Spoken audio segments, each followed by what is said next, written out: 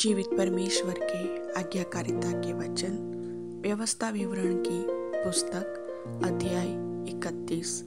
और मूसा ने जाकर ये बातें सब इजरायलियों को सुनाई और उसने उनसे यह भी कहा, आज मैं 120 वर्ष का हूँ और अब मैं चल फिर नहीं सकता, क्योंकि यहोवा ने मुझसे कहा है कि तू इस यरदन पार नहीं जाने पाएगा।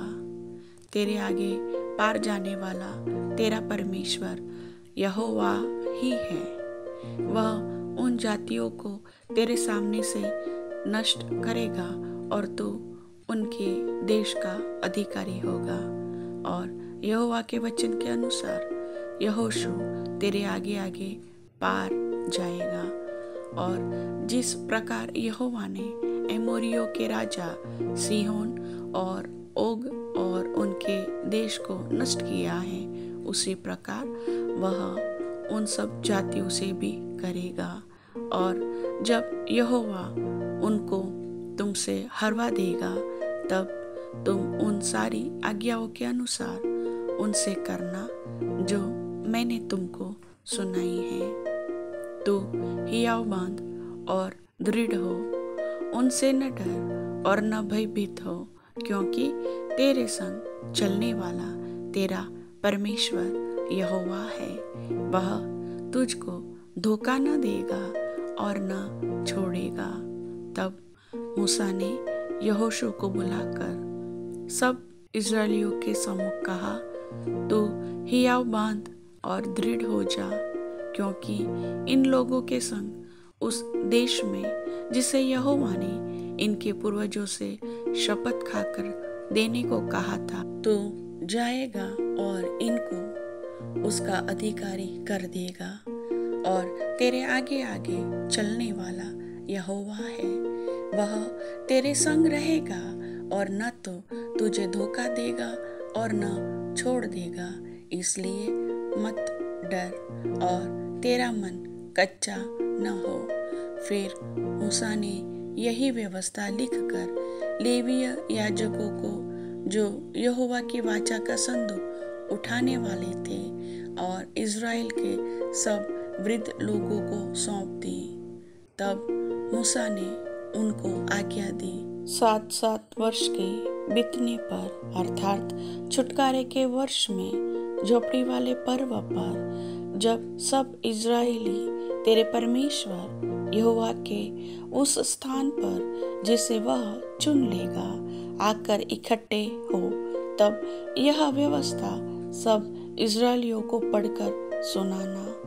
क्या पुरुष, क्या स्त्री, क्या बालक, क्या तुम्हारे फाटकों के भीतर के परदेशी, सब लोगों को इकट्ठा करना कि वे सुनकर सीखे और तुम्हारे परमेश्वर यहोवा का भय मानकर इस व्यवस्था के सारे वचनों के पालन करने में चौकसी करे। और उनके बच्चे जिन्होंने ये बातें नहीं सुनी, वे भी सुनकर सीखे कि तुम्हारे परमेश्वर यहोवा का भय उस समय तक मानते रहे जब तक तुम उस देश में जीवित रहो जिसके अधिकारी होने को तुम यरदन पार जा रहे हो।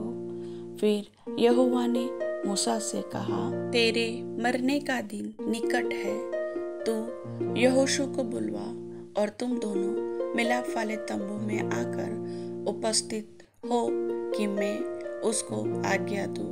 तब मूसा और यहोशू जाकर मिलाप वाले तंबू में उपस्थित हुए। तब यहोवा ने उस तंबू में बादल के खंबे में होकर दर्शन दिया, और बादल का खंबा तंबू के द्वार पर ठहर गया। तब यहोवा ने मूसा से कहा, तू तो अपने पुरखाओं के संग सो जाने पर है, और ये लोग उठकर उस देश के पराये देवताओं के पीछे, जिनके मध्य वे जाकर रहेंगे, व्यभिचारी हो जाएंगे और मुझे त्याग कर उस वाचा को जो मैंने उनसे बांधी है तोड़ेंगे। उस समय मेरा कोप इन पर भड़केगा और मैं भी इन्हें त्याग कर इनसे अपना मुंह छिपा लूंगा और ये आहार हो जाएंगे और बहुत सी विपत्तियां और क्लेश इन पर आ पड़ेंगे, यहाँ तक कि ये उस समय कहेंगे, क्या ये विपत्तियां हम पर इस कारण तो नहीं आ पड़ी क्योंकि हमारा परमेश्वर हमारे मध्य में नहीं रहा। उस समय मैं उन सब बुराइयों के कारण जो ये पराये देवताओं की ओर फिर कर करेंगे, निसंदेह उनसे अपना मुंह छिपा लूंगा। इसलिए अब तुम यह गीत लिख लो और तू इसे इस्राएलियों को सिखाकर कंठस्थ करा देना, इसलिए कि यह गीत उनके विरुद्ध मेरा साक्षी ठहरे।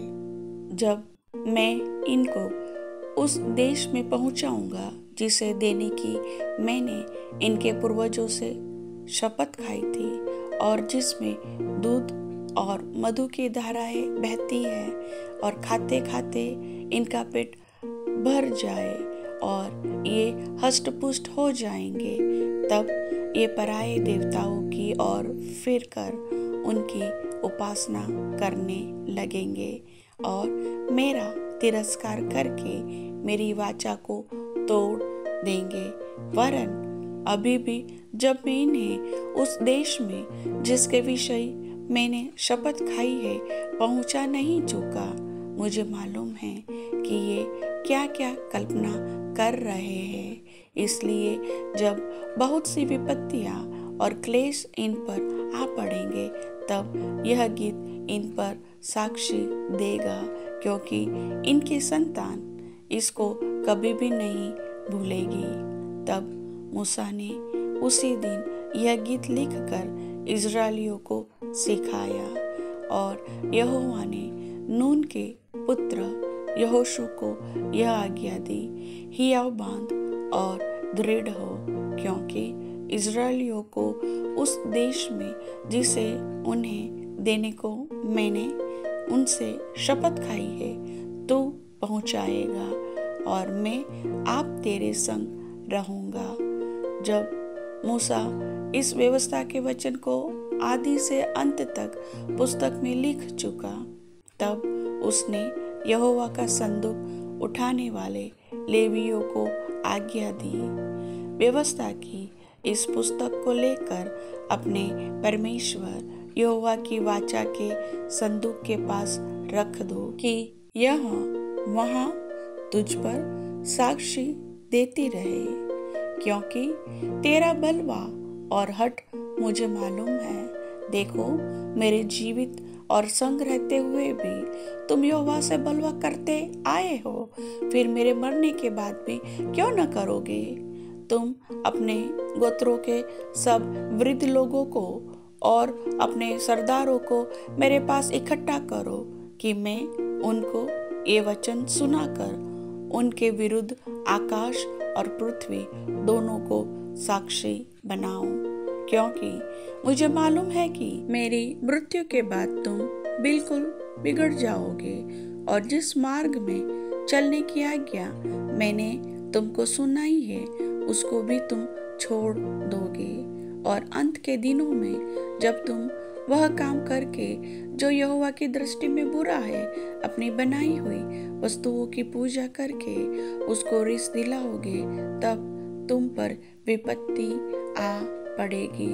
तब मूसा ने इज़राइल की सारी सभा को इस गीत के वचन आदि से अंत तक कह सुनाए।